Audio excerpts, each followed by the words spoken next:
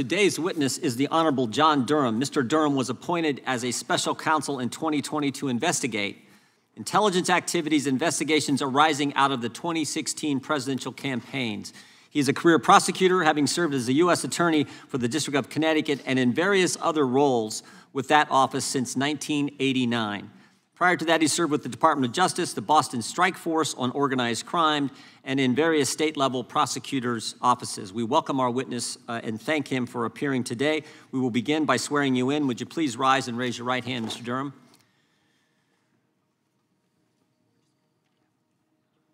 Do you swear or affirm under penalty of perjury that the testimony you're about to give is true and correct to the best of your knowledge, information, and belief, so help you God?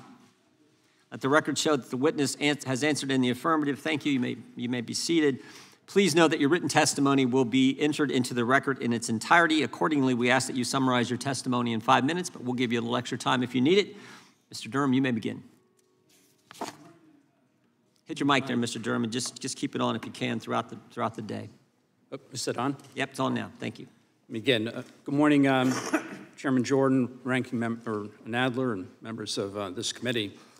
As the committee knows, on May 13th, 2019, Attorney General Barr directed me to conduct a preliminary review into certain matters related to federal investigations concerning the 2016 presidential election campaigns. That review subsequently developed into several criminal investigations and gave rise to my subsequent appointment as special counsel in these matters.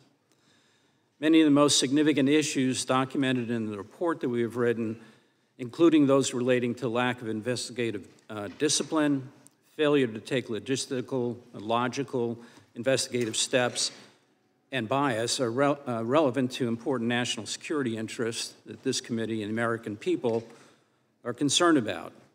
If repeated and left unaddressed, these issues could result in significant national security risks and further erode the public's faith and confidence in our justice system.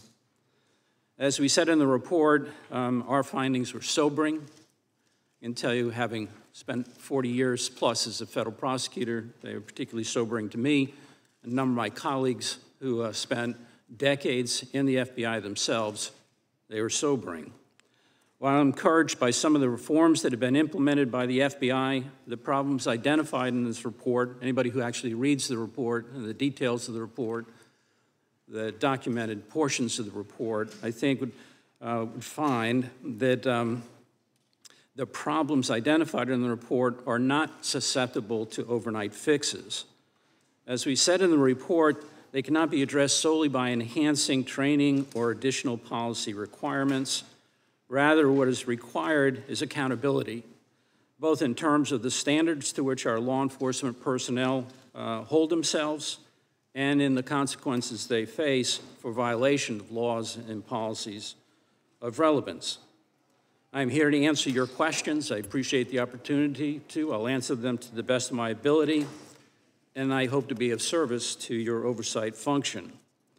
As I'm sure you know, the Department of Justice has issued some guidelines as to what I'm authorized to discuss and those things that I am not authorized to discuss. In this regard, accordingly, I'll refer principally to the report. I do want to emphasize a few points at the outset, however. First, I want to emphasize in the strongest terms possible that my colleagues and I carried out our work in good faith, with integrity and in the spirit of following the facts wherever they lead without fear or favor. At no time and in no sense did we act with a purpose to further partisan or political ends. To the extent that somebody suggests otherwise, that's simply untrue and offensive. Second, the findings set forth in this report are serious and deserve attention from the American public and its representatives. Let me just briefly highlight a few of those. For one, we found troubling violations of law and policy in the conduct of highly consequential investigations directed at members of a presidential campaign and ultimately a presidential administration. To me, it matters not whether it was a Republican campaign or a Democratic campaign. It was a presidential campaign. Our team comprised dedicated and experienced prosecutors and law enforcement agents who worked day in and day out through the entire COVID epidemic in the office trying to interview people. all in an effort to try to get to those facts and the ground truth. That such a group of people made these findings.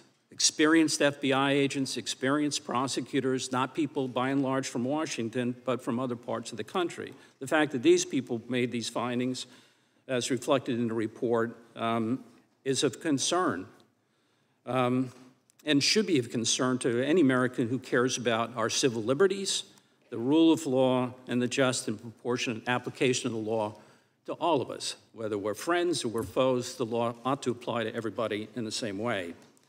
During our investigation, we charged a former FBI agent who pleaded guilty to the felony offense of altering and fabricating a portion of a document used to obtain a court order, a FISA order, of a surveillance of a United States citizen, which in our view is a significant problem.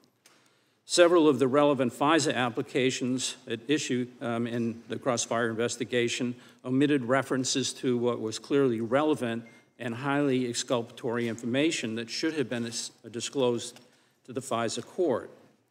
Multiple FBI personnel who signed or assisted in preparing renewal applications for that same FISA warrant acknowledged that they did not believe that the target, Mr. Page, was a threat to national security, much less a knowing agent of a foreign power, which is what the law requires. It appears from our investigation that the FBI leadership dismissed those concerns. Another aspect of our findings concerned the FBI's failure to sufficiently scrutinize information it received or to apply the same standards to allegations it received about the Clinton and Trump campaigns. As our report details, the FBI was too willing to accept and use politically funded and uncorroborated opposition research, such as the Steele dossier. The FBI relied on the dossier in FISA applications, knowing there was likely material originating from a political campaign, a political opponent. It did so even after the President of the United States, the FBI and CIA directors and others received briefings about intelligence suggesting that there was a Clinton campaign plan underway to stir up a scandal tying Trump to Russia. The accuracy of the intelligence was uncertain at the time, but the FBI failed to analyze or even assess the implications of the intelligence in any meaningful way.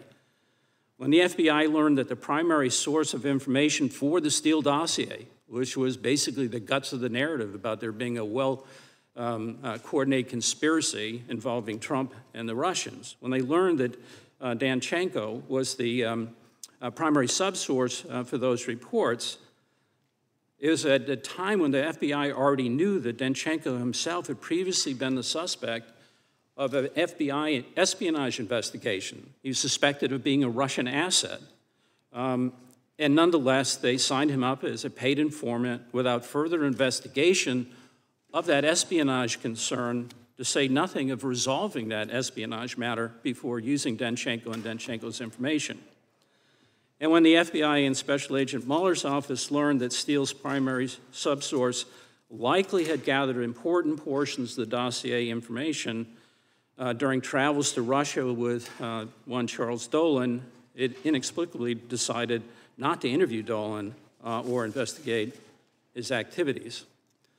Finally, I would like to add that although our work exposed deep concerns concerning facts about the conduct of these investigations, our report should not be read to suggest in any way that Russian election interference was not a significant threat. It was.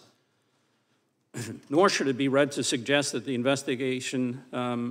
investigative authorities at issue no longer serve important law enforcement and national security interests. They do. Rather, responsibility for the failures and transgressions that occurred here rests with the people who committed them or allowed them to occur. Again, to my mind, the issues raised in the report deserve close attention from the American people and their elected representatives here in Washington. Thank you, Mr. Chairman. Thank you, Mr. Durham.